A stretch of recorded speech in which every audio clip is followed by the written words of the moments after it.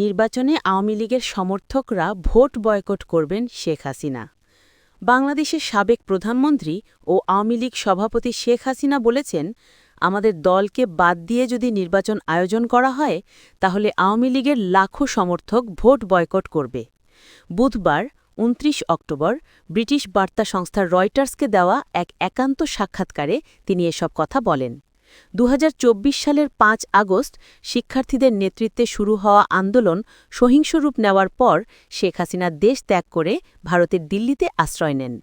নির্বাসনের পর এটিই ছিল তার প্রথম আন্তর্জাতিক সাক্ষাৎকার। শেখ হাসিনা বলেন, যদি আওয়ামী লীগকে বাদ দিয়ে নির্বাচন হয় আমি দেশে ফিরব না, ভারতে থাকব। পরবর্তী সরকারের অবশ্যই নির্বাচনী বৈধতা থাকা জরুরি। আওয়ামী লীগের উপর নিষেধাজ্ঞা শুধু নীতিবিরুদ্ধ নয়, আত্মঘাতী সিদ্ধান্ত।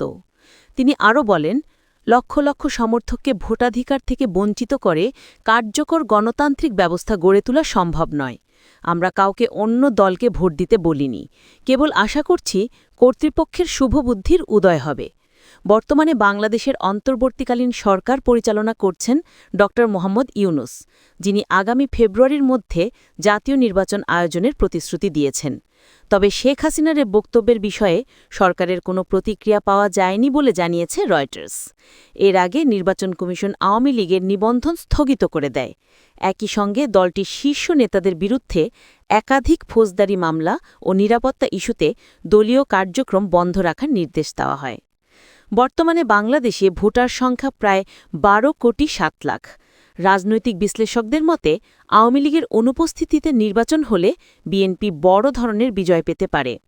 মানবাধিকার লঙ্ঘন, গুম ও দমননীতির অভিযোগে শেখ হাসিনা সরকার আগে থেকেই সমালোচিত ছিল।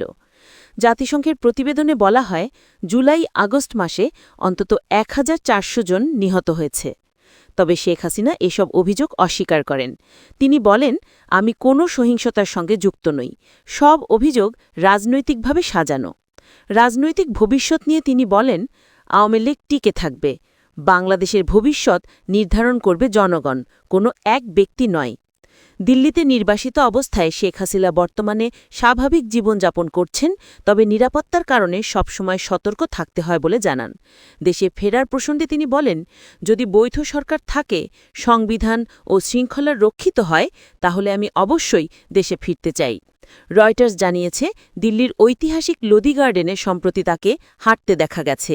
পথচারীরা চিনে ফেললে তিনি মৃদু হাসিতে তাদের অভিবাদন জানান।